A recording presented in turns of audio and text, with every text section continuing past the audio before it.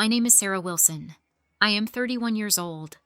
My father publicly announced at his Portland birthday party that he was marrying Sophia and transferring our entire real estate company to her and her son Brandon, demanding I sign away every claim right there in front of the family. My mother stayed silent while my brother nodded in support, the betrayal slicing deep after all my years building the business. I felt the room spin with humiliation, yet picked up the pen calmly and signed. That quiet agreement hid the one move that would make my father regret ever underestimating me. If you're watching this and wondering whether a parent could really look you in the eye and erase your entire contribution like it never happened, trust me, I never thought it could happen either. Have you ever stood in a room full of people who were supposed to love you and felt completely invisible? Drop a comment below with where you're watching from and what time it is there. I read every single one, and knowing you're here with me makes this easier to tell. Let me pull you back a little so you understand how we even reached that awful birthday toast in the downtown Portland event hall.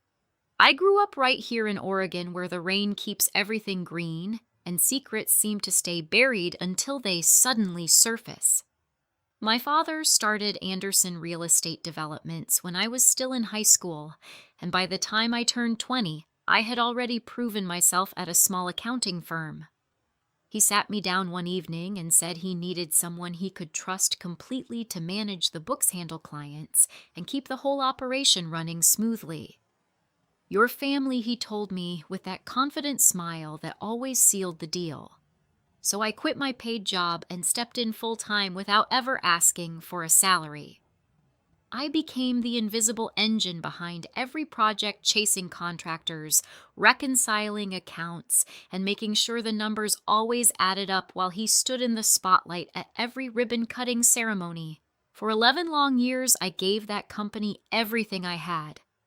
My mother watched quietly from the sidelines, never once questioning why her daughter was working nights and weekends for free. My brother, 3 years younger, got to chase his own dreams in marketing without the same weight on his shoulders. He's got big ideas, my father would say proudly whenever anyone asked. Me, I was the steady one, the reliable one, the one who never complained. Then Sophia Ramirez came into the picture 3 years ago. She was vibrant and full of plans, and she had a young son named Brandon who my father treated like the golden child he had always wanted. Suddenly, family dinners included her laughter and his stories about their future together, even while he was still married to my mother. The little comments started soon after. "You should think about stepping back, Sarah. A woman your age needs her own life." He said it like he was being kind. The night of his 60th birthday, the hall was packed with clients, neighbors, and extended family. Lights twinkled over linen-covered tables, and the scent of fresh coffee drifted from the catering station. My father stood up during the toast arm wrapped around Sophia and made the announcement everyone would remember. "It's time to make things official. Sophia and Brandon are my future now. To keep the company strong, I'm transferring my controlling shares to them. Sarah, you'll sign the transfer papers tonight so we can move forward clean."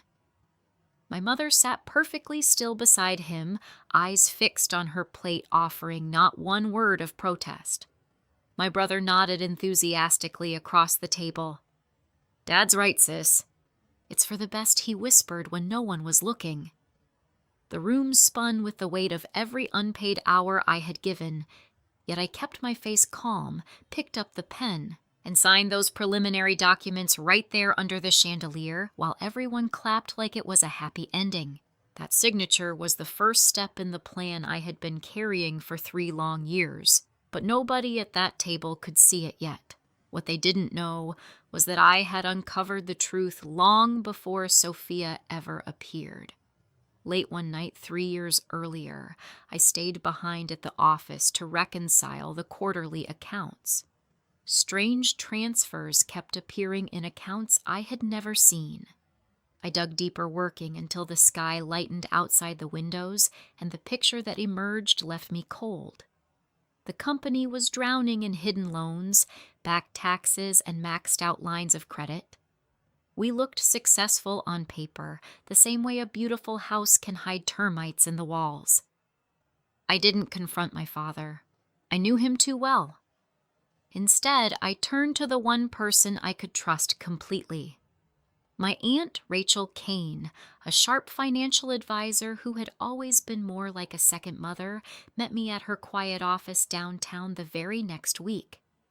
"Sarah, we're going to protect you and your brother," she said, her voice steady, as we set up an irrevocable trust using my separate savings and a small inheritance from my grandmother. That money would stay untouchable no matter what happened. Your father never needs to know it exists. A few months later, Marcus Reed, our longtime project manager, pulled me aside in the break room after a long site meeting. "Sarah, some of these vendor payments don't add up. I've seen the books too. If your father keeps pushing this lifestyle with Sophia, the whole thing could collapse." Marcus had been with us almost as long as I had, and his quiet warning confirmed everything I already suspected. I documented every single transaction, made copies, and stored them safely with my Aunt Rachel. Then I waited. I smiled at family dinners. I kept the books perfect. I let my father believe I was still the loyal daughter who would do anything for him. All the while, I knew the company he was so eager to hand over was actually a mountain of debt wearing an expensive suit. After the birthday party, the pressure only grew. My father started bringing Sophia around the office more openly.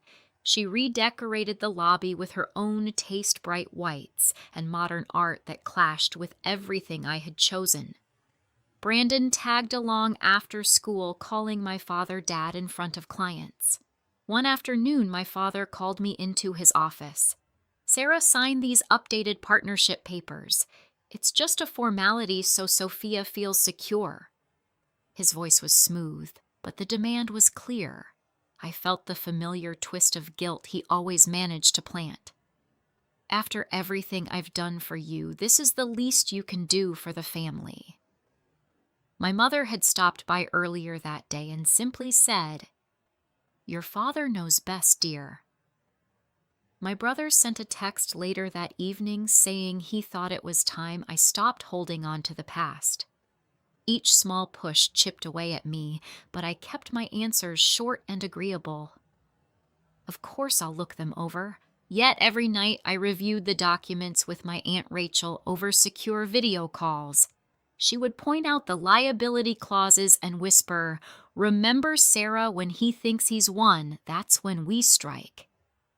Marcus slipped me more records when no one was watching, his face tight with worry. The second mortgage on the main property alone is underwater by hundreds of thousands. If he transfers everything without an audit, he's signing his own ruin. I nodded and kept quiet, letting the pressure build like storm clouds over the Columbia River. The mini cliffhanger came one rainy Tuesday when Sophia casually mentioned during a company lunch that she had already ordered new company vehicles on the business credit line. My father laughed it off. I smiled along, but inside I knew the collapse was closer than any of them realized. That same week, my father scheduled the final succession meeting at his lawyer's office downtown. "We'll make it official next Friday," he told me over the phone. "Bring your best pen." His tone was light, almost playful, as if we were planning a vacation. I hung up and stared at the wall for a long moment. The papers he wanted me to sign would transfer every asset and every hidden debt straight into his new life. My mother had already agreed to stay out of it. My brother was excited about the fresh start. And me, I was the daughter who had built half of it with unpaid years and sleepless nights. Yet I answered calmly, "I'll be there, Dad. Whatever you need." Little did he know that my calm agreement was the beginning of the end of everything he thought he controlled. That same week, my father scheduled the final succession meeting at his lawyer's sleek downtown Portland office, and every conversation leading up to it felt heavier than the last. He called me the very next morning, voice bright and businesslike, as if we were discussing weekend plans instead of erasing my decade of work. "Sarah, make sure you're on time Friday. Sophia wants everything smooth so Brandon can start learning the ropes right away. After everything I've poured into raising you, this is the least you can do for the family's future." The guilt landed exactly where he always aimed it, right in the center of my chest, but I kept my tone even. "I'll be there, Dad. Whatever you need." My mother texted later that afternoon with nothing but a single thumbs up emoji, her usual way of staying neutral while the storm built. My brother followed up with a quick call, echoing the same script. "Come on, sis, don't drag this out. Dad's finally happy. Let him have this." Sophia started showing up at the office every single day after that, her heels clicking across the lobby like she already owned the place. She had Brandon trailing behind her after school, letting him doodle on company letterhead, while she rearranged the conference room furniture to make space for what she called her vision wall. One afternoon, she pulled me aside in front of two major clients, her smile sweet, but her eyes sharp. "Sweetie, I know you've been handling the books forever, but once the transfer goes through, I'll need you to train me on everything. Brandon's going to shadow you too. It'll be good for family bonding." My father walked in right then, put his arm around her shoulders, and added with a light chuckle, "See, Sarah, this is what progress looks like. You've been stuck in the past too long." The clients smiled politely, but I caught the flicker of discomfort on their faces. Still, I nodded, agreed, and walked away feeling the familiar burn of being reduced to background noise in my own life. That evening, I drove straight to my Aunt Rachel Kane's quiet condo overlooking the Willamette River. She had been my rock ever since I first discovered the hidden loans 3 years earlier, and tonight she poured us both coffee while we spread the latest documents across her dining table. "Your father is pushing hard because he thinks you're still the same quiet girl who never says no," she said, her voice low and steady. "But we both know the numbers don't lie. The company is carrying almost $2 million in combined debts between the second and third mortgages on the flagship properties, plus those vendor lines of credit he keeps maxing out for Sophia's little upgrades." I watched her highlight the liability clauses in bright yellow, my stomach tightening. When he signs those transfer papers without an audit, every single obligation transfers straight to him and Sophia. They'll own the name, but they'll inherit the collapse. My Aunt Rachel squeezed my hand. "You've protected your savings, and that small inheritance in the trust.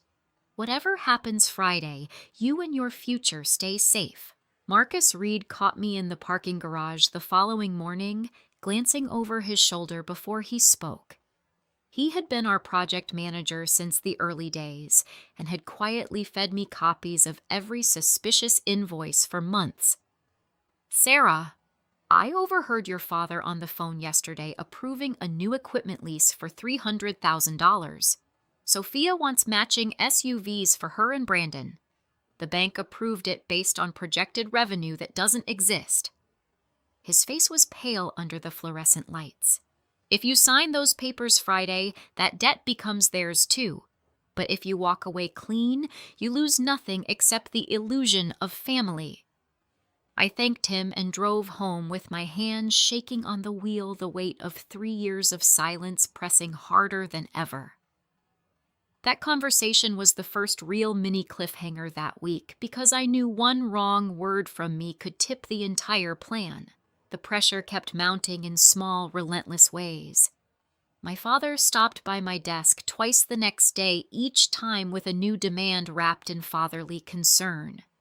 "Sign the preliminary addendum now, so we don't waste time Friday," he said the first time sliding papers across my keyboard. "You've always been the responsible one." Don't let me down after I gave you this opportunity." The second time he added a sharper edge. "Sophia mentioned you seemed hesitant yesterday. I told her you'd never stand in the way of my happiness. Prove me right, Sarah." My brother sent screenshots of Sophia's new social media posts bragging about the family business expansion, tagging my father with heart emojis. Even my mother called once, her voice soft but firm. "Your father has sacrificed so much for all of us. It's time to let him enjoy this new chapter." Each comment chipped away, but I kept smiling, kept agreeing, and kept documenting every fresh loan they were piling on. By Thursday night, I met Marcus again at a small coffee shop near the office where he slid a flash drive across the table between our lattes. "Last batch of statements," he whispered. "The back taxes alone are $85,000 now, and that new lease pushed the equipment debt over $100. Your father has no idea how deep the hole is because he stopped looking at the books years ago." I slipped the drive into my bag, feeling the familiar mix of dread and resolve. My Aunt Rachel had already confirmed the irrevocable trust was ironclad. My separate retirement savings and grandmother's inheritance sat untouched, earmarked for my own fresh start. Yet the thought of losing the last threads of family connection still stung more than I wanted to admit. That quiet coffee meeting became the second mini cliffhanger, because I could feel the final meeting the next day barreling toward us like a freight train none of them could see coming. Friday morning arrived gray and damp, the kind of Portland weather that makes everything feel heavier. I arrived at the lawyer's office exactly on time, wearing the same simple navy dress I had worn to every important company event for the last decade. My father was already there with Sophia on his arm and Brandon fidgeting beside her. My mother sat quietly in the corner, and my brother stood near the window checking his phone. Harold Reed. My father's longtime attorney spread the thick stack of transfer documents across the polished table. "We've prepared the succession agreement as requested," he said, voice neutral. "Once Sarah signs, the controlling shares move to Mr. Anderson, Ms. Ramirez, and Brandon jointly." My father leaned forward, eyes locking on mine with that familiar mix of expectation and warning. "This is it, Sarah. Sign and make your old man proud. Or are you going to make this difficult after everything?" Sophia placed her hand over my father's and added with a sugary smile, "We're all family now. Brandon can't wait to learn from you during the transition." The room felt suddenly smaller, the air thicker as Harold slid the first page toward me. My father's pen hovered expectantly.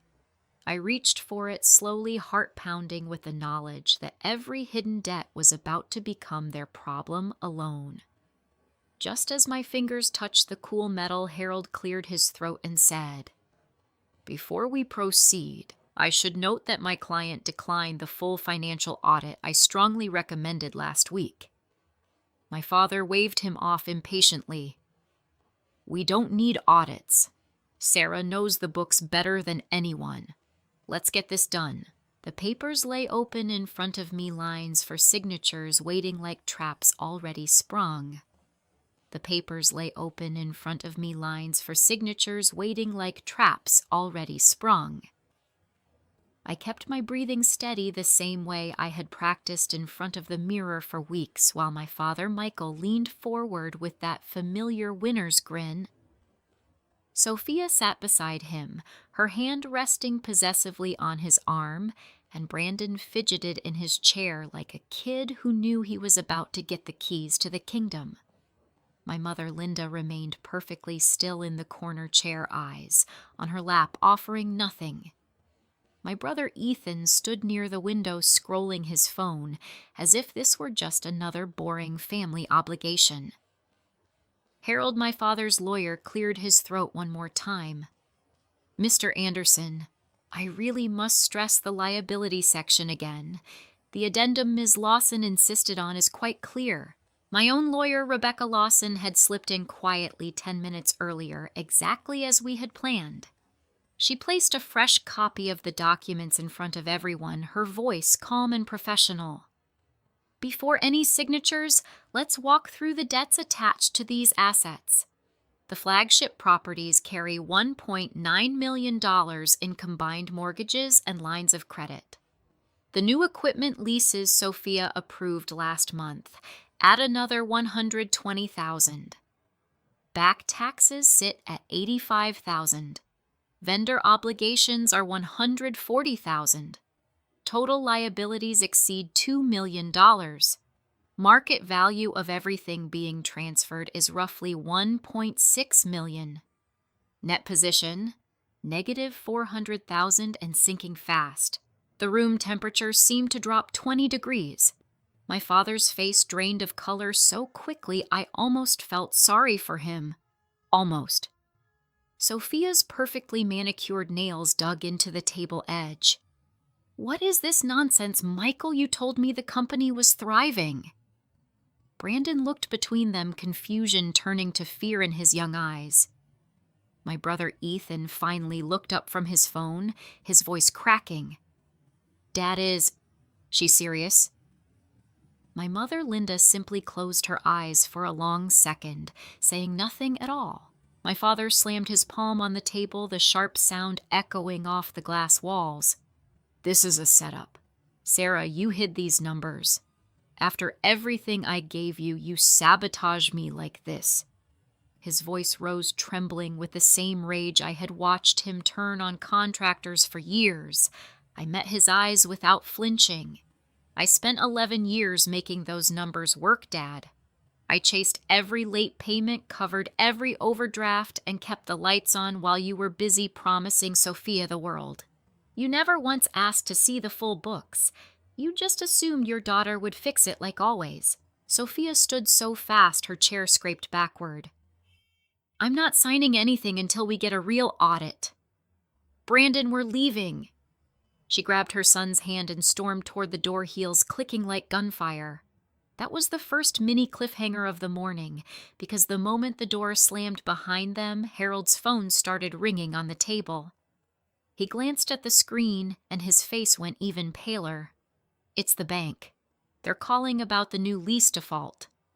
My father waved him off, but the second ring cut through the silence like a warning bell. I signed the main transfer pages slowly, deliberately, each stroke of the pen feeling like the closing of a very long chapter.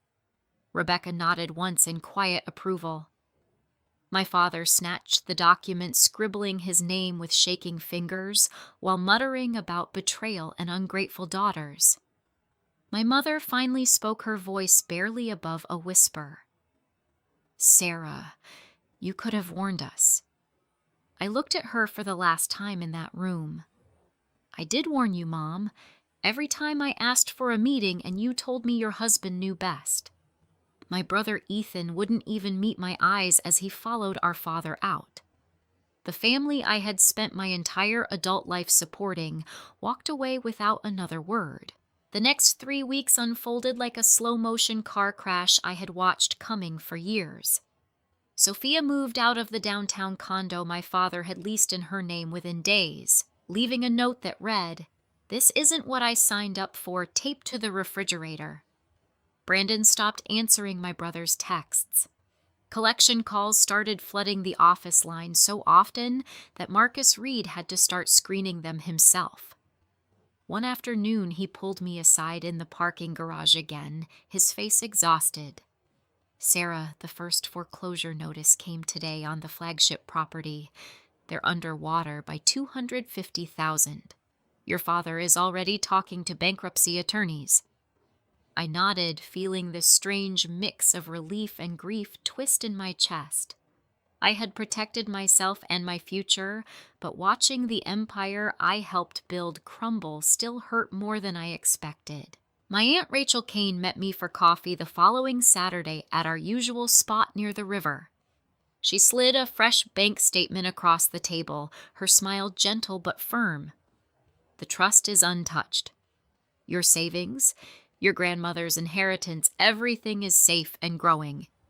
You did it, Sarah. I stared at the numbers, the first real security I had felt in years, yet the victory tasted bittersweet. I had won my freedom, but I had lost the only family I had ever known. My mother sent one text message the week after the meeting. Your father says you betrayed us all. I never replied. My brother Ethan called once, voice tight with anger. You could have fixed this instead of letting it blow up. I told him the truth I had carried for 3 years. I spent 11 years fixing it. Nobody ever asked what it cost me. He hung up without saying goodbye. That silence became the second quieter mini cliffhanger because I realized in that moment the family ties were severed forever. I moved into a small 2-bedroom apartment in a quiet Portland neighborhood 2 months later. The sage green walls in the kitchen reminded me of new beginnings, just like the one I had painted in my first place after college. Karen Mills, one of our longtime clients who had watched the whole Succession drama unfold from the sidelines, became my first independent consulting client. I always knew you were the real brains behind that company, she told me over lunch, her eyes warm with understanding. Start your own books and operations service. I'll be your first referral. The work was smaller, steadier, and entirely mine. No more unpaid overtime, no more smiling through insults, no more carrying a sinking ship on my back.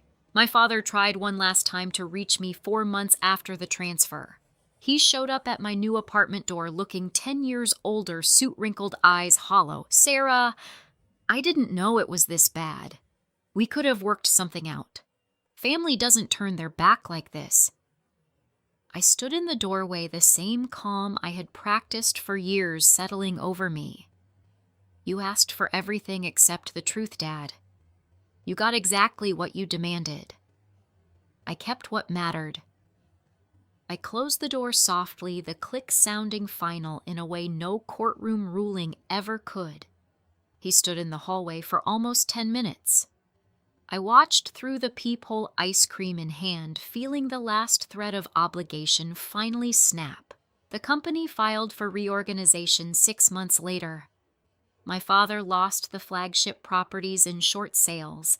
The new vehicles were repossessed, and Sophia and Brandon disappeared from his life completely. My mother stayed with him out of habit, more than love sending occasional holiday cards that grew shorter each year. My brother Ethan moved to Seattle and rarely calls. I still see Marcus Reed sometimes for coffee. He runs a small project management side business now and always raises his cup in a quiet toast to the daughter who finally stopped carrying everyone else's weight. I enrolled in evening business classes at the community college and started building something that was truly mine, one careful ledger at a time. The money in the trust will help me buy a small house someday, but more important, it reminds me every single month that I finally chose myself. The victory was real, yet the cost was permanent. I gained my freedom, but I lost the family I had spent 31 years trying to earn. Some prices you pay gladly, even when the silence at holidays still stings. Thank you for listening to my story. If you've ever had a parent look you in the eye and choose someone else while expecting you to keep smiling and fixing their mess, drop a comment and tell me, would you have signed those papers knowing what came next? I read every single one.